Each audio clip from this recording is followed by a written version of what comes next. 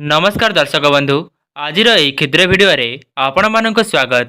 दर्शक बंधु प्रत्येक गृहर गृहलक्ष्मी हेउचंती स्त्री अर्थात महिला माने हेउचंती घरर गृहलक्ष्मी। जदि घरर नारी माने निजर दिनचर्या रे एमिति किछि कार्य करिदियंती तेबे तांकर घरर भाग्य तो कहिले न सरे। घरर भाग्य राताराति चमकी उठी थाए। माँ लक्ष्मी गोटिए नारीर पूजा को जेतिकी स्वीकार करिथांती सेतिकी तार दिनचर्यार कार्यकलाप को स्वीकार करिथांती। सेथिपाई तो माँ लक्ष्मी को प्रसन्न करिबा पई हेले बहुत प्रकारर जिनिस को महिला माने ध्यान देबा उचित।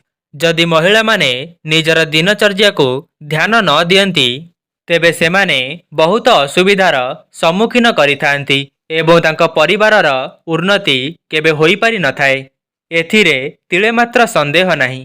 दर्शक बंधु सेथिपाई कुहा जाए जे घरर गृहलक्ष्मी माने ब्रह्म मुहूर्तरु उठिबा दरकार। ब्रह्म मुहूर्तरु उठी निज घरर सकाळर कार्यकलाप को सारी ठाकुर पूजा करिबा दरकार।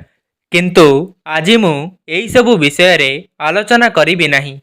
आजि मु आपण मानंकु कहिबि जे घरर महिला माने ब्रह्म मुहूर्तरु उठी केउ दुईटी कार्य करिबा द्वारा तांको घरे माँ लक्ष्मी स्थायी भावरे बास करिथांती। सेही विषय रे आजिर एही भिडियो रे आलोचना करिबी। जेउ माने भिडियोटी को देखुचंती से माने बहुत ध्यानर सहित भिडियोटी को देखंतु एवं भिडियो रे कुहा जाउथिबा प्रत्येक कथा को निज घरे परीक्षा करंतु। एपरी करिबा द्वारा आपणक घरे स्थिर लक्ष्मींकर बास हेब एवं आपणको धनर अभाव केबे देखा देब नाही। आज्ञा हाँ दर्शक बंधु एथिरे तिले मात्र संदेह नाही। बहुत पुरातन कालरू एही प्रथाटी चली आसीछि। जदि आपण स्वच्छ मनरे एवं संपूर्ण विश्वासर सहित एही दुईटी कार्य को करंती लगातार करंती मने रखंतु आपण निश्चित लाभकारी होई परिबे। तेबे दर्शक बंधु आपण मानंकु अनुरोध आपण एही भिडियोटी को निश्चित शेयर करंतु जहा द्वारा सेमाने भी एही भिडियो माध्यमरु उपकृत होई परिबे एवं एहा सहित माँ लक्ष्मींकर आशीर्वाद मध्य आपणक उपरे रहिबो। दर्शक बंधु आउ गोटिए कथा आज जो विषयटी मु आपण मानंकु कहिबाकु जाउछि अन्य माने जानि थांती किंबा न जानि थांती एवं जेउ माने जानि थांती से माने एही उपायटी को सठिक भावरे करू न थांती। सेही विषय रे संपूर्ण भावरे जानिबा पई भिडियो को थरे मात्र देखंतु एवं आपण माने सेही दुईटी कार्य को संपूर्ण विश्वास एवं स्वच्छ मनरु निश्चय करंतु। एहा पूर्वरु भिडियो को लाइक करी कमेंट बॉक्स रे जय माँ लक्ष्मी अवश्य लिखि दियंतु। गोटिए घरर नारी जदि ब्रह्म मुहूर्तरु उठी जांती सेही घरे माँ लक्ष्मींकर बास रही थाए। आमे माने जेते कर्म कले मध्य आम हातरे गोटिए टंकाटिए भी रहु नाही एवं घरर उन्नति हेउ नाही। घर को अर्थ आगमनर दिग जदि खोलु नाही तेबे आपण एही उपाय को निश्चय करंतु। जदि आपणक परिवार रे अर्थजनित समस्या लागी रहुछि तेबे एही उपायटी विशेष करी सेई मानंक पई। एही उपाय को आपण मात्र किछि दिन करंतु एवं एहार चमत्कारी फायदा आपण निजे ही देखिबाकु पाइबे। तेबे दर्शक बंधु आपण माने चेष्टा करिबे जे सकाळ 5टा रु 6टा मध्यरे एही उपायटी को करिबा पई। कारण ब्रह्म मुहूर्तरु एही उपाय को करिबा द्वारा माँ लक्ष्मींकर स्थायी वास आपणक घरे होई पारिथाए एवं एही कार्यटी को सबुदिन पई करिबा पई चेष्टा करंतु। विशेष करी गुरुवार अमावास्या संक्रांति एवं पूर्णमी रे एही उपायटी को निश्चय करंतु। जदि आपण माने प्रतिदिन एही कार्यटी को करंती तेबे एहार चमत्कारी फायदा आपण निश्चित लाभ करिवे। तेबे प्रथमे जानिबा जे जदि आपण राति रे जल्दी सोई पड़िबे तेबे ही आपण ब्रह्म मुहूर्त रे उठी पारिबे। दर्शक बंधु जेमिति की वर्तमान शीत दिन चलीछि तेबे चेष्टा करंतु जे राति रे काम सारी जल्दी सोई पड़िबे एवं ब्रह्म मुहूर्तरु जल्दी उठी जिबे। प्रथमे तो आपण माने रात्रि समय रे पितल किंबा तंबार ढाल नहीं जांतु। सेही ढाल रे जल को पूर्ण करी निज रोषेई घरर उत्तर पूर्व कोणरे ढालटिकु घोड़ाई रखी दियंतु। ब्रह्म मुहूर्तरु अर्थात सकाळु उठु उठु सेही ढालरु पानी आनी निज घरर मुख्य द्वार सामनारे सिंचन करंतु एवं आउ किछि जल नेई निज घरर मुख्य द्वार को प्रतिदिन धोई दियंतु। एहा सहित निज घरर मुख्य द्वार कबाट को निश्चय सफा करंतु। आपण चेष्टा करंतु जे मुख्य द्वार सामनारे जोता किंबा चप्पल को न रखिबा पई। जेउमाने ब्रह्म मुहूर्तरे उठु उठु निज घरर मुख्य द्वार खोलिला परे चप्पलर दर्शन करिथांती सेमानंक घरे केबे मध्य मां लक्ष्मी वास करंती नाही। सेमानंक घरकू मां लक्ष्मी तो आसीथांती किंतु सेही मुख्य द्वार पाखरु ही फेरी जाइथांती। चेष्टा करंतु आपणक मुख्य द्वार सामनारू सेही चप्पल को हटाइबा पई। जेपरी आपण मुख्य द्वार खोलु खोलु चप्पलर दर्शन न करिवे। जेतेबेले सेही जल को सिंचन करि सारुचंती आपण चेष्टा करंतु घरर मुख्य द्वार सामनारे रंगोली किंबा झोटी को पकाइबा पई। मु आपण मानंकु एही कथा मोर पूर्व वीडियो रे मध्य कहिछि कारण मां लक्ष्मी को झोटी एवं रंगोली बहुत पसंद आसी थाए। पूजा पाठ ठारू अधिक मां लक्ष्मी घरर गृहिणी मानंकर एही छोटिया छोटिया जिनिस को बहुत गुरुत्व देई थांती। एमितिरे देखिबाकू गले आग कालरू एबे मध्य गाँ गहली रे सकाळु उठिबा परे घरर गृहिणी माने गोबर पानी को निजर दांड दुआरे पकाई थांती कारण मां लक्ष्मी गोबर को अधिक पसंद करि थांती। जदि आपण मानक घरे सुविधा अछि तेबे आपण माने मध्य पकाई पारंती। जेउ माने भी एही वीडियो देखुचंती जदि सेमानंक घरे सकाळु सकाळु गोबर पानी रा छिंचन होई थाए तेबे सेमाने कमेंट बॉक्स रे जय मां लक्ष्मी अवश्य लिखंतु। दर्शक बंधु कौन आपण माने जानिछंती गोमातांकर मल एवं मूत्र रे मां लक्ष्मी वास करिथांती।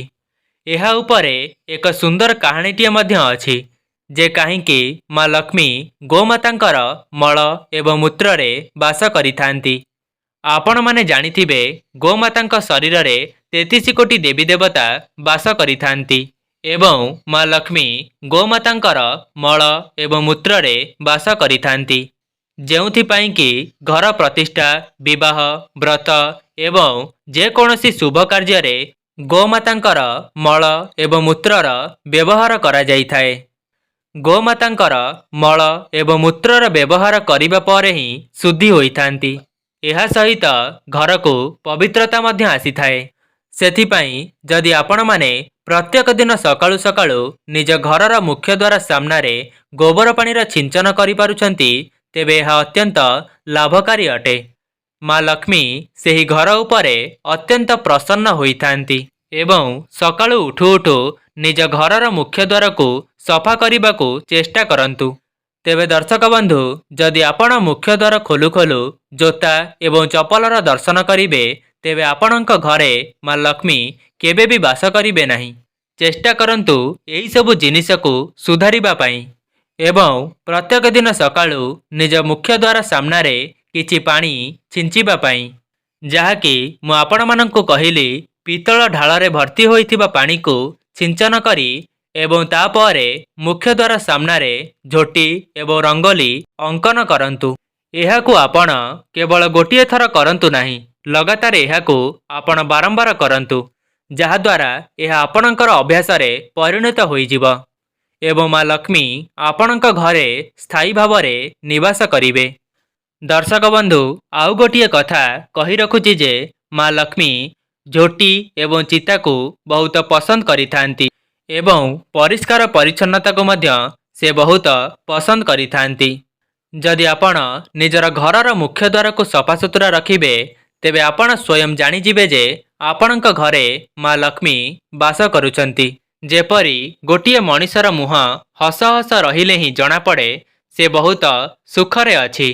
ठीक सेही परी जदि गोटिए घरर मुख्य द्वार सफासुतरा रुहे सुंदर रुहे तेबे सेही घरे मां लक्ष्मी वास करिथांती। दर्शक बंधु एबे आसंतु जानिबा द्वितीय उपाय विषय रे। आउ गोटिए कथा आपण माने निज घरे कलश बसाउछंती कि नाही मु जानि नाही ଘରୁ ବାହାରିବା ସମୟରେ ବାମ ପଟେ ଏବଂ ଘରକୁ ପ୍ରବେଶ କରିବା ସମୟରେ ଡାହାଣ ପଟେ କଳସ ଦେଖିଲେ ଅତ୍ୟନ୍ତ ଶୁଭ ବୋଲି ମାନାଯାଇଥାଏ। ସଦାସର୍ବଦା ଆପଣ ଗୋଟିଏ କଳସରେ ଜଳକୁ ପୂର୍ଣ୍ଣ କରି ଏବଂ ସେହି କଳସ ତଳେ ଗୋଟିଏ ହେଉ ପଛେ ଧାନକୁ ରଖନ୍ତୁ। ଏହା ସହିତ ସେହି କଳସରେ ରଙ୍ଗ ପୁଷ୍ପ କିମ୍ବା ହଳଦିଆ ପୁଷ୍ପ ଦେଇ ସେହି କଳସକୁ ପ୍ରତ୍ୟେକ ଦିନ ସ୍ଥାପନା କରନ୍ତୁ ଏବଂ ସେହି କଳସକୁ ସ୍ଥାପନା କରିବା ସମୟରେ ଆପଣ କହିବେ ଯେ ମୋ ଘରକୁ ସଦାସର୍ବଦା ପୁଣ୍ୟ ଅତିଥିମାନଙ୍କର ଆଗମନ ହେଉ। ଏପରି କହି ପ୍ରତ୍ୟେକ ଦିନ ନିଜ ଘରର ମୁଖ୍ୟ ଦ୍ୱାର ସାମ୍ନାରେ ଗୋଟିଏ କଳସ ସ୍ଥାପନା କରନ୍ତୁ। ଏହା ସହିତ ଯଦି ପ୍ରତ୍ୟେକ ପୂର୍ଣ୍ଣମୀ, ଅମାବାସ୍ୟା, ଗୁରୁବାରକୁ ଗୁରୁବାର ଆପଣ ଲକ୍ଷ୍ମୀନାରାୟଣଙ୍କ ଉଦ୍ଦେଶ୍ୟରେ ଘରର ମୁଖ୍ୟ ଦ୍ୱାର ପାଖରେ ଗୋଟିଏ ଦୀପକୁ ପ୍ରଜ୍ୱଳନ କରୁଛନ୍ତି, ତେବେ ଏହା ତ ଅତ୍ୟନ୍ତ ଶୁଭ ଫଳ ପ୍ରଦାନ କରିଥାଏ। ଚେଷ୍ଟା କରନ୍ତୁ କି ଏହିସବୁ ଛୋଟିଆ ଛୋଟିଆ ଜିନିଷକୁ ଆପଣଙ୍କ ଘରେ କରିବା ପାଇଁ। ଏହାକୁ କରିବା ପରେ ହିଁ ଆପଣ ଏହାର ଚମତ୍କାରୀ ଫାଇଦା ନିଜେ ହିଁ ଦେଖିବାକୁ ପାଇବେ। କିନ୍ତୁ ଦର୍ଶକ ବନ୍ଧୁ, ଧ୍ୟାନ ରଖିବେ କି ପ୍ରତ୍ୟେକଟି କାର୍ଯ୍ୟ କେବଳ ଥରେ କରିଦେଲେ ହୋଇନଥାଏ। ସେଥିପାଇଁ ଯେକୌଣସି କାର୍ଯ୍ୟକୁ ଲଗାତାର କରିବା ଦ୍ୱାରା ସେଥିରେ ଆମକୁ ପରିବର୍ତ୍ତନ ଦେଖାଯାଇଥାଏ।